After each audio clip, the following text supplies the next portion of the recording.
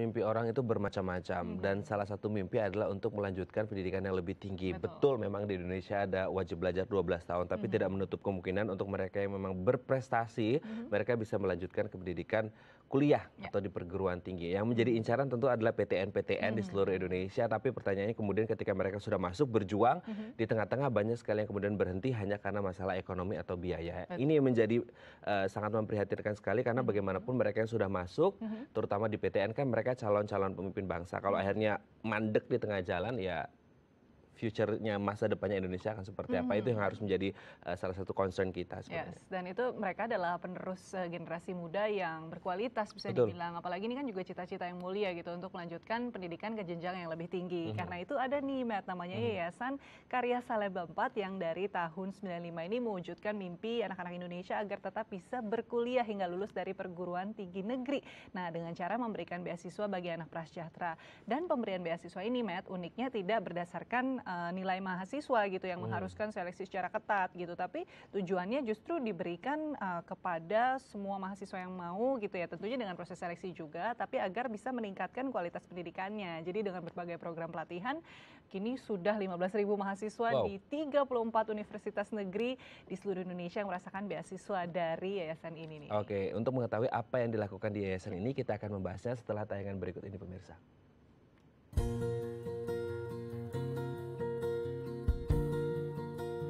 Yayasan Karya Salemba 4 dibentuk oleh 8 orang yang memiliki keprihatinan terhadap mahasiswa yang berhenti atau drop out di tengah perkuliahan akibat tak mampu membayar biaya perkuliahan. Padahal mereka telah berupaya sekuat tenaga agar bisa masuk perguruan tinggi negeri. Pada tahun 1995, untuk pertama kalinya, Yayasan Karya Salemba 4 memberikan beasiswa kepada 3 mahasiswa di Universitas Indonesia. Dana beasiswa didapat dari hasil swadaya 8 pendiri yayasan, dan kini Yayasan Karya Salemba 4 bisa memberikan 2.000 beasiswa per tahun dan telah mendapatkan banyak donatur. Tak hanya memiliki program beasiswa, sekitar 60% penerima beasiswa juga mendapat program pelatihan kepemimpinan, manajemen, inovasi teknologi, dan wirausaha, dengan tujuan menambah kemampuan mahasiswa agar lebih bisa bersaing dengan mahasiswa lainnya. Ya, ini yang diperlukan. Betul, memang kalau kita lihat pada pembukaan UUD, memang pendidikan itu menjadi tanggung jawab negara ya. Tapi tidak menutup kemungkinan juga untuk mereka yang berhati mulia ingin membantu sesama demi majunya Indonesia juga. Ayo monggo, kita harus guyup untuk membantu mereka yang berprestasi. Oke, telah hadir bersama kami di studio Halo Indonesia, Marsangap P. Tambah selaku Ketua Yayasan Karya Salemba 4. Kita langsung sapa.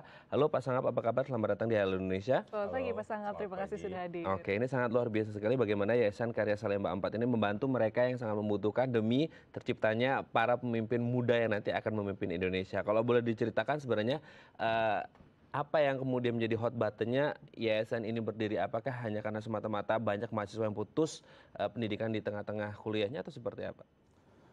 Memang kita melihat pertama-tama mungkin flashback dulu, kita nggak mungkin in a way nggak menyangka sampai ke titik ini, tetapi memang dari awalnya itu kita mulai dari sesuatu yang kecil, ada keprihatinan bahwa ada teman-teman atau waktu itu ya founder-founder kita melihat bahwa ada rekan-rekan mahasiswa yang memang tidak bisa menyelesaikan kuliahnya hanya karena masalah keuangan.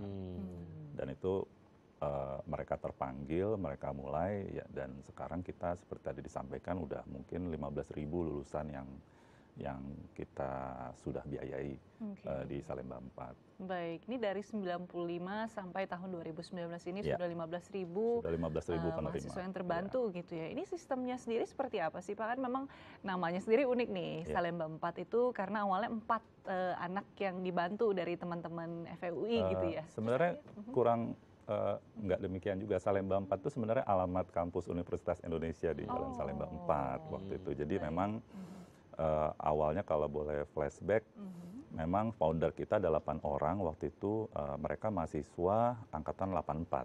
Jadi pas lulus tahun 95 itu mereka udah kerja, dan waktu itu mereka terpanggil dan teringat gitu betapa untuk menyelesaikan kuliah itu mungkin banyak tantangan, dan mereka melihat sendiri banyak mahasiswa yang sulit untuk menyelesaikan karena keuangan. Jadi mereka mulailah memberi beasiswa kepada 3 anak, lalu mungkin 10 tahun kemudian kita udah memberi beasiswa ke 600 anak, 20 tahun kemudian sekarang kita udah memberi beasiswa mungkin per tahun itu udah 2.000 sampai 2.500, bahkan pernah 3.500. Luar biasa ini multiplikasinya gitu Iya. ya. Mungkin kembali ke persyaratannya, apa nih yang biasanya dibutuhkan? Apakah mahasiswanya memang harus sudah lulus seleksi PTN dulu, kemudian kalau memang diperlukan tambahan biaya di tengah jalan baru dibantu atau seperti apa nih Pak? Jadi memang dibandingkan yayasan sejenis, fokus kita memang ketidakmampuan secara ekonomi ya, secara finansial. Jadi memang tujuan kita meringankan biaya hidup mereka selama menjadi mahasiswa. Jadi kita berikan uang bulanan selama tahun ajaran. Lalu habis itu kita juga punya program-program misalnya tambahan bantuan untuk SPP maupun skripsi. Nah habis itu kita lengkapi lagi program-programnya dengan pelatihan-pelatihan soft skill. Oke, tapi kalau berbicara tentang kriterianya sendiri, apakah seleksinya ini berbeda-beda kalau kita ngomong program studi kan di kuliah itu pasti beda-beda Pak. Iya. Dan saya yakin juga biaya kuliahnya juga beda-beda kan gitu per program studi gitu kan. Bervariasi Nah, ya. bervariasi. Apakah memang seleksinya sama dan besarannya sama atau seperti apa? Kalau secara seleksi sih sebenarnya kita samakan. Jadi memang kita melakukan survei. Jadi secara median itu biaya hidup mahasiswa itu berapa. Memang berbeda-beda tergantung daerah, tergantung program studi.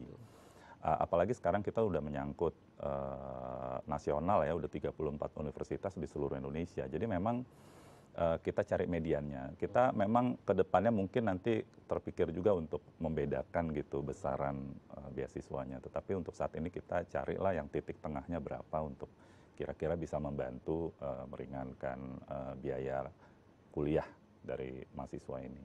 Oke, nah ini kan luar biasa sebetulnya perkembangannya dari jumlah penerima beasiswanya maupun sistemnya yang sekarang sudah nasional di lebih dari 30 universitas PTN gitu ya, Iya. Pak Sangap. Nah bagaimana proses pendanaannya dari dulu sudah ada donatur kah atau bagaimana nih? Kalau dari awal pembentukan 95, 98 itu memang sebagian besar sih urunan sih. Jadi dari teman-teman yang tertarik, habis itu dimulai dengan institusi-institusi tempat kita bekerja. Lalu habis itu ada multiplier effect, banyak yang semakin tertarik. Jadi untuk mencapai skala seperti ini tentunya lebih banyak donor institusi yang terlibat di Karya Salemba 4. Mungkin kalau di total masih sekitar 100-an lah ya yang udah institusi yang udah terlibat di Karya Salemba 4. Kalau donor individu mungkin sekitar 200-an. Wow.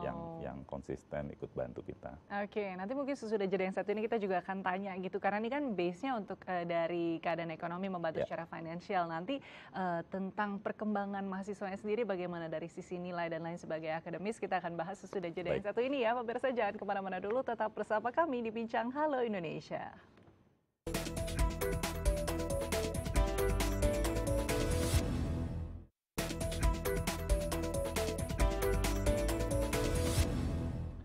Oke, kita lanjutkan lagi bersama Pak Sangap. Pak Sangap, ini kan menjadi satu hal yang sangat diperhatikan sekali dalam hal kualitas dari mahasiswa itu sendiri untuk supaya si beasiswa ini terus mengalir kan seperti itu. Bagaimana menjaga kualitas dari para mahasiswa ini sendiri? Kalau dari sisi mahasiswanya sendiri memang harapan kami setelah mereka mulai terbantukan dari sisi keuangan, harapan kami prestasi akademiknya meningkat. Dan itu memang ada bukti-buktinya bahwa mereka kita minta mengirimkan laporan nilai. Jadi setelah mereka mendapat bantuan, mereka mulai kirim laporan rutin dan itu kita track memang meningkat. Tapi ternyata tidak stop di situ saja. Jadi memang kita perlu menambah pelatihan-pelatihan soft skill karena begitu keluar dari universitas tantangannya di situ, apakah mereka bisa survive di lingkungan kerja. Nah itu yang kita sekarang lagi coba fokus dengan program-program, kita update juga program-programnya supaya bisa mempersiapkan mereka lebih baik di masyarakat. Oke. Apa aja nih bentuk pelatihan soft skill yang diberikan pada penerima beasiswa? Awalnya yang umum dulu misalnya communication skill. Nah, ada cerita juga bahwa misalnya waktu itu mereka beberapa donor kita minta mereka untuk menjadi talent setelah lulus. Nah, tetapi ternyata banyak yang nggak lulus masuk ke institusi-institusi ini karena dianggapnya kurang percaya diri, kurang pede gitu ya, kurang ngomongnya skillnya juga belum terasa lah gitu. Iya. Nah, makanya dari situ kita mulai mengembangkan program-program untuk mempersiapkan diri mereka menghadapi dunia kerja. Dan belakangan kita juga mulai fokus ke mempersiapkan mereka untuk menjadi wirausaha. Dan juga ada program-program seperti teknologi untuk Indonesia yang kita kembangkan buat teman-teman yang punya ide atau riset di bidang teknologi, itu juga kita coba fasilitasi supaya riset mereka bisa dibawa ke tingkat yang lebih baik gitu. Oke, jadi memang difasilitasinya nih cukup menyeluruh gitu ya, dari hulu ke hilir juga bisa dibilang. Dan ini menarik juga ya pemirsa dan Matt juga kalau misalnya kita lihat ternyata metode pemberian beasiswa seperti ini juga tidak harus melulu, biasanya kan dari seleksi ketat yang memang anak-anak yang the smartest among the smart gitu ya, tapi ini terbuka bagi siapapun yang willing dan sudah terbukti gitu. Akhirnya dari laporannya mereka pun lebih merasa bertanggung jawab, akhirnya itu pun meningkatkan mutu dan kualitas pendidikan mereka sendiri gitu. Kita akan lihat pemirsa dalam tayangan berikut ini bagaimana beasiswa ini ada untuk meningkatkan kualitas pendidikan, menciptakan mahasiswa unggul. Ini dia.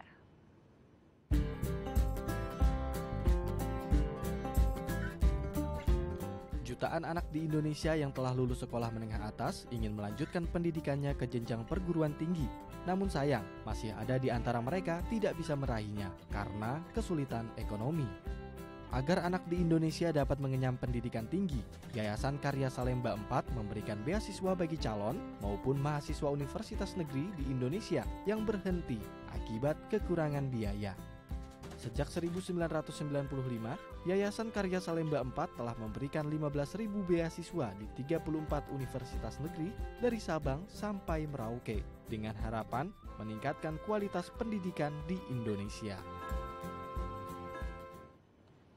Ini sangat luar biasa bagaimana anak, saya tuh suka melihat orang-orang yang pintar-pintar gitu, mahasiswa-mahasiswa. Mau berbagi gitu ya, mengaplikasikan ilmu mereka gitu untuk adik-adik kelasnya ya. Keren-keren. Oke, kita kembali lagi Pak Sangap. Pak Sangap, ini kan menjadi hal, saya yakin beasiswa ini yang diharapkan tidak hanya sekadar individual, mereka dibantu kuliahnya hingga selesai, tapi apakah ada wadah bagi para penerima beasiswa ini untuk saling berdiskusi, untuk ya sharing lah, berbagi ilmu seperti itu? Ada, jadi karena sekarang skalanya sudah cukup besar, kita awalnya kita perlu bantuan mahasiswa-mahasiswa ini untuk kita koordinir lebih baik. Jadi kita bentuk namanya paguyuban. Jadi pertama paguyuban penerima, jadi di setiap universitas ini dari 34 ini, setiap universitasnya ada paguyuban. Lalu kita juga bentuk paguyuban alumni, jadi untuk sebagai ajang komunikasi dan ngumpul untuk para alumni penerima beasiswa Salemba 4. Dan dalam perkembangannya paguyuban ini tidak hanya dijadikan alat media komunikasi, tetapi juga mereka mau melakukan sesuatu yang lebih. Jadi misalnya mereka bikin kegiatan-kegiatan yang istilahnya lebih berdampak ke masyarakat. Gerakan-gerakan alumni dan paguyuban penerima ini memang kita lihat cukup solid, dan mereka jadi kepanjangan tangan kita juga untuk proses seleksi sampai proses monitoring. Jadi sudah terbentuk sebuah sistem jadinya sampai saat ini. Luar biasa. Oke, kalau kita lihat tadi di tayangan kan juga banyak nih Pak kegiatannya, tadi ada yang juga joget juga, terus semacam ada training gitu ya. Ini sebetulnya pengajarnya siapa sih? Apakah dari teman-teman alumni juga atau terbuka untuk umum?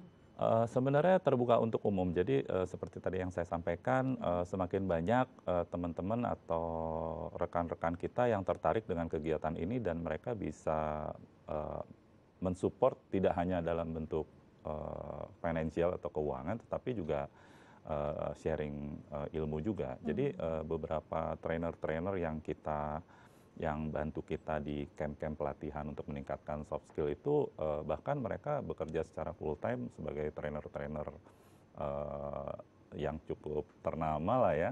Dan mereka mau coba share knowledge mereka ke rekan-rekan mahasiswa. Melakukan itu secara sosial. Secara lagi, sosial ya. gitu. Jadi mereka contribute dan tidak pakai bayaran ya. Jadi mereka memang tertarik sekali dengan gerakan ini karena memang sesuai visi KSE ini memang kita ingin semangat dan cita-cita untuk sama-sama mencerdaskan kehidupan bangsa. Jadi mereka tertarik dengan itu dan sampai sekarang semakin banyak sih yang coba bantu kita. Luar biasa keren nih. Sekarang udah 15.000, nantinya Udah bisa 15.000. ratusan ribu atau mungkin jutaan ya. Pak. Oke, kita akan lanjutkan ngobrol-ngobrol seru kita dengan Pak Sangap dari KSE, tapi kita mau jeda dulu pemirsa, jangan kemana-mana, kami akan kembali setelah yang satu ini.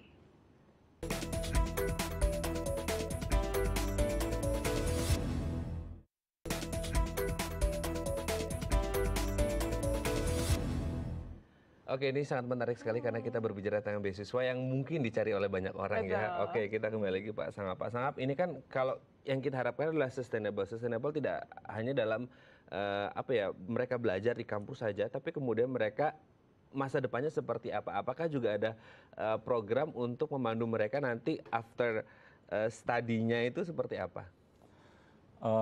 Sebenarnya kalau setelah lulus itu mereka biasanya tetap attach ke KSE itu melalui paguyuban alumni tadi. Jadi memang di paguyuban alumni juga sekarang kita lagi coba fokusin memperbaiki database kita. Ternyata harapan kita supaya KSE-nya sendiri juga lebih sustainable, memang alumni-alumni ini kita mau tarik kembali untuk ikut membantu KSE biar bisa lebih impactful lagi gitu. Nah, jadi di alumni sendiri sekarang kegiatannya udah banyak sekali pelatihan-pelatihan untuk knowledge untuk siap kerja atau siap berwirausaha. Itu menjadi sesi-sesi yang selalu kita berikan dan tadi para trainer-trainer itu juga memberikan pelatihan di alumni juga. Jadi bukan hanya ke penerima saat ini, tetapi ke paguyuban alumni juga kita senantiasa bikin program-program yang sifatnya soft skill sehingga membantu mereka lebih siap untuk dunia kerja. Untuk penempatan juga nantinya. Betul. Ya. Oke. Nah ini kan namanya sendiri Salemba 4 gitu. Lokasinya apakah di dalam UI atau di mana sih kalau masyarakat mau nyari nih Pak Sangap?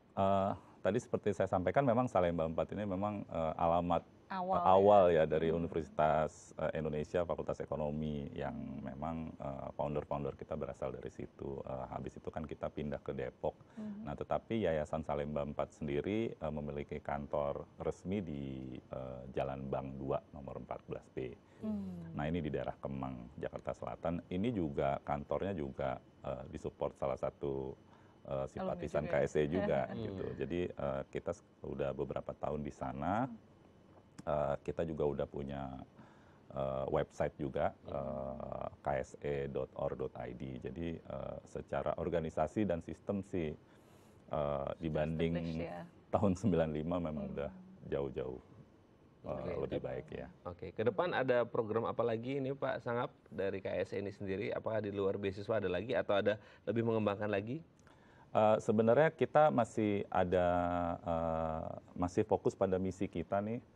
Untuk mencapai 10.000 mahasiswa per tahun. Sekarang kan masih di kisaran berapa? Di sekitaran 1.500 sampai 2.000. Jadi PR-nya masih cukup besar. Tetapi kami berharap melalui, apalagi sekarang ada teknologi dan melalui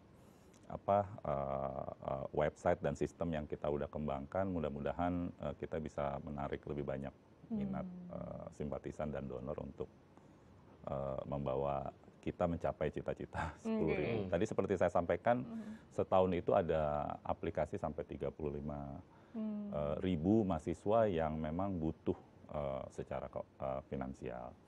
Nah, selain itu juga secara program kita akan coba beradaptasi dengan perkembangan dunia juga. Jadi awalnya kita punya program kewirausahaan dan teknologi.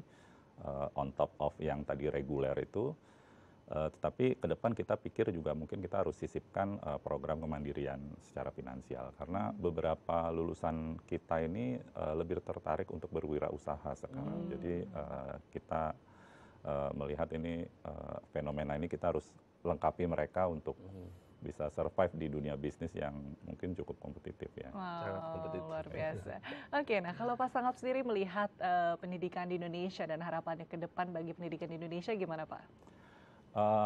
Kami pikir gerakan ini yang kita sudah mulai dari tahun 95 ini matching sekali dengan program atau fokus program dari Pak Jokowi untuk periode ini.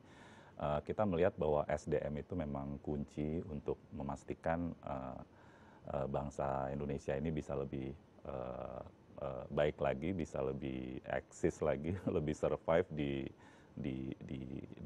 di dunia. Jadi saya pikir momentum ini kami sambut baik sehingga kita sendiri jadi lebih semangat di KSE untuk ikut berperan serta lah dalam hal mempersiapkan SDM unggul buat bangsa Indonesia. Oke, semoga ini menjadi satu hal yang mendukung nawacita presiden seperti ini ya. Terakhir mungkin untuk anak-anak bimbing ya, atau sebutnya anak bimbing yang ada di KSE, penerima beasiswa, apa yang disampaikan? Kalau dari kita sih seperti yang seringkali kita sampaikan dalam berbagai forum, adik-adik atau rekan-rekan penerima beasiswa ini harus tahu bahwa mereka adalah kelompok yang terpilih dari yang seharusnya kita bisa jangkau lebih besar lagi. Jadi dengan demikian amanah ini harus dijaga, ada tanggung jawab di balik beasiswa yang mereka terima, dan harusnya mereka bisa menjadi agen perubahan buat bangsa ini, dimulai dari hal-hal yang kecil tentunya, tetapi mereka harus ingat bahwa mereka memiliki kesempatan dibanding teman-teman yang lain. Ya. Oke, tetap terus semangat belajar untuk adik-adik semuanya. Adik-adik kita adik-adik ya. Terima kasih Pak Sangap sudah Terima kasih untuk KSE juga Pak. Dan pemirsa, kami akan kembali dengan beragam informasi menarik lainnya selepas jeda yang satu ini. Jangan kemana-mana, tetap bersama kami di Halo Indonesia.